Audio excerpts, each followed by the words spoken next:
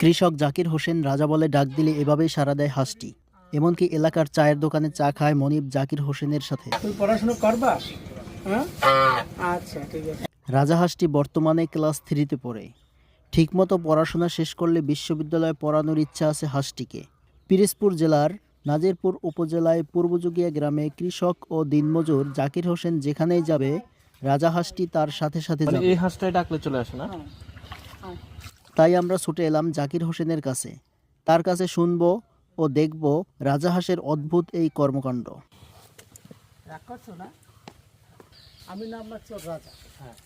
যেহেতু রাজা রাখছি, ও রাজা তোর নাম আছে, তারপর আমি রাজা রাখছি যে আমি রাজাকে ডাক দিলে চলে আসবে। মূলত আমার কথাটা বুঝতে।